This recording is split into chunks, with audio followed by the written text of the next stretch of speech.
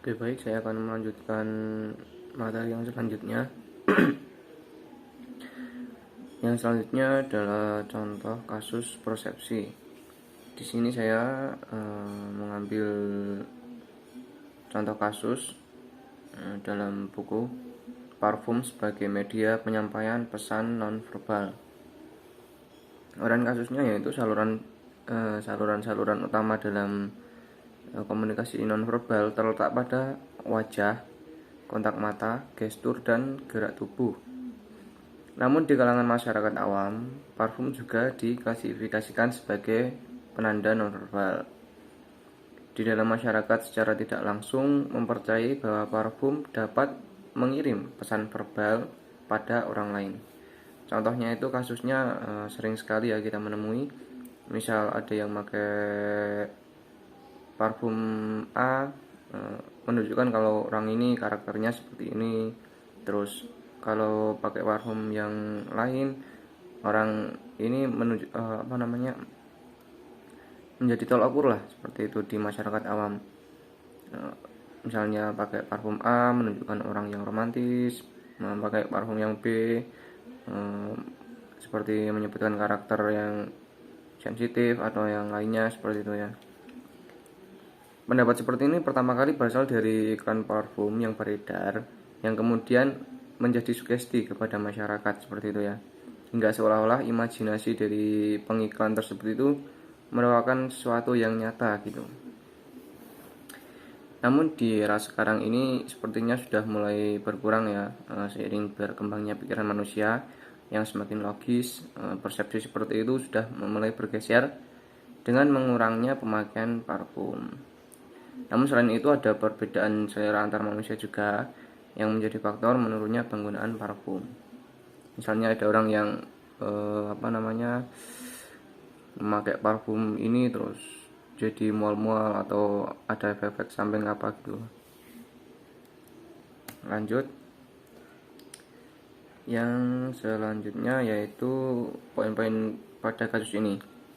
Dari kasus tersebut kita dapat lihat bahwa persepsi sosial melibatkan proses di mana kita memahami orang lain. Jadi melewati interaksi-interaksi nonverbal tadi ya, kita dapat melihat seorang ini memiliki emosi seperti apa kepada kita. Jadi secara tidak langsung itu komunikasi nonverbal menjadi seperti ada yang sesuatu yang disampaikan gitu. Misalkan kita senyum ke seorang gitu menandakan kita seperti ada pesan yang tersirat gitu. Kemudian yang kedua, dalam rangka mengetahui kondisi emosional orang lain. Kita sering memanfaatkan komunikasi nonverbal atau bahasa tanpa lisan atau non lisan gitu ya, melalui ekspresi wajah, kontak mata, gerak tubuh, dan postur seperti tadi ya sudah dijelaskan. Yang selanjutnya yang ketiga, jika kita memperhatikan baik-baik penanda nonverbal seseorang, kita dapat mengetahui kapan saat dia mencoba berbohong, bahkan jika orang tersebut berasal dari latar belakang budaya yang berbeda. Jadi itu tadi ya, ketika ada seseorang berbicara dengan kita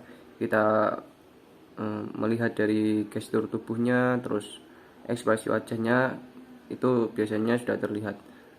Ketika orang mencoba berbohong itu pasti sudah terlihat gitu ya. Dan yang terakhir ada di kasus tersebut, parfum dapat dianggap sebagai bentuk lain dari penanda nonverbal. Seperti tadi ya, itu hanya sebuah sugesti yang berasal dari iklan, yang seolah-olah menjadi sesuatu yang nyata gitu ya. Padahal itu sebenarnya cuma imajinasi aja gitu. Yang selanjutnya ada atribusi. Atribusi merupakan upaya kita untuk memahami penyebab seseorang melakukan sesuatu dan mengapa orang tersebut melakukan sesuatu tersebut. Jadi atribusi ini merupakan cara kita menelaah gitu lah, mengobservasi atau mencari seluk-beluk atau kepo bahasa milenialnya ya. Kepo gitu. Kita kepo seorang itu kenapa kok melakukan ini, terus kenapa kok yang diambil kok tindakannya seperti ini gitu ya. Seperti contohnya kemarin di kasus ketika pandemi ya, itu kan banyak sekali kasus-kasus seperti pencurian gitu ya. Mungkin faktor utamanya karena pandemi tersebut. Nah, itu merupakan penyebab ya. Kemudian mengapa kok orang melakukan pencurian? Nah, itu kan istilahnya lebih terperinci gitu. Jadi itu yang disebut atribusi. Kita memahami penyebab seorang melakukan sesuatu, kemudian kita menelaah lebih dalam lagi tentang sesuatu yang dilakukan orang tersebut itu kenapa kok mereka melakukan seperti itu. Kemudian yang selanjutnya ada atribusi kausal menurut Gilly. Menurut Gilly ada tiga ini seperti hal penting yang dalam upaya mengapa dalam perilaku orang lain kita memusatkan perhatian pada hal yang berhubungan dengan tiga sumber informasi penting ini ya. Ada yang pertama ada konsensus. Konsensus itu derajat kesamaan reaksi orang lain terhadap stimulus atau peristiwa tertentu dengan orang yang sedang diobservasi. Jadi misalnya ada sesuatu peristiwa yang terjadi pada orang lain, kemudian kita mengobservasi ada satu orang, kok kebetulan yang kita observasi ini kasusnya sama dengan orang lain. Kemudian kita seperti kombinasikan seberapa sama kesamaan reaksi dari kedua orang tersebut. Kemudian yang kedua ada konsistensi. Konsistensi merupakan derajat kesamaan seseorang terhadap stimulus atau peristiwa yang sama pada waktu yang berbeda. Jadi misalnya kita sedang mengobservasi satu orang ini ya. Di hari Senin kita tanya-tanya, jawabannya seperti ini. Terus nanti kita kasih waktu beberapa hari lagi, kemudian kita tanya lagi seberapa konsisten orang ini dalam menjawab, seperti itu ya kurang lebihnya secara lebih mudah dipahaminya seperti itu. Konsistensi di hari ini sama di waktu yang berbeda itu seperti apa, itu konsistensi. Kemudian yang terakhir ada distingsi atau distinctiveness. Distingsi merupakan derajat perbedaan reaksi seseorang terhadap berbagai stimulus atau peristiwa yang berbeda-beda. Jadi ini ketika kita sedang mengobservasi seorang melalui beberapa ambil kasus yang berbeda-beda seperti itu.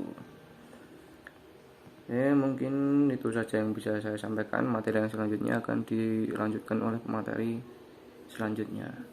Terima kasih. Augmenting dan discounting ini merupakan bagaimana kita menghadapi berbagai kemungkinan penyebab perilaku psikologi sosial. Dan dikenal istilah discounting melihat kemungkinan discounting ini mempengaruhi atribusi di berbagai situasi sosial gejala dalam psikologi sosial yang dikatakan sebagai augmenting. Suatu untuk memberi nilai tambah atau mementingkan suatu faktor yang mendukung maupun yang menghambat terciptanya perilaku tersebut. Namun perilaku ini tetap terjadi. Augmenting dan discounting ini berdampak dalam kehidupan sehari-hari. Contohnya menurut Baron ini hipotesis ini bahwa perempuan mempunyai banyak kesulitan untuk menjadi pengusaha daripada laki-laki. Karena kenapa? Karena pengusaha perempuan ini bisa diuntungkan oleh atribusi augmenting, khususnya karena mereka tetap berhasil menjadi pengusaha. Meskipun ada banyak faktor yang berkarir di bidang lain, misalnya seperti manajer perempuan, hipotesis ini memiliki bahwa efek atribusi augmenting ini melemah pada laki-laki dikarenakan mereka menghadapi hambatan yang relatif yang lebih sedikit daripada perempuan, sehingga berkurang juga manfaat yang bisa didapat dari efek tersebut untuk menguji hipotesis ini. Adapun teori regulasi fokus bahwa discounting ini yaitu tidak selalu terjadi dalam setiap situasi di mana ada berbagai kemungkinan faktor penyebab munculnya perilaku tertentu.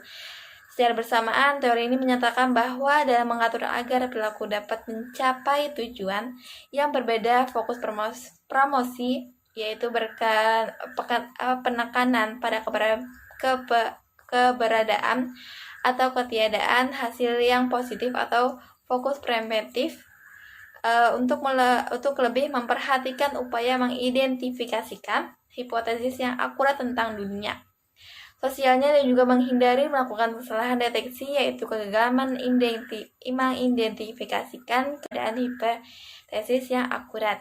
Sekian dari kelompok kami. Wassalamualaikum warahmatullahi wabarakatuh.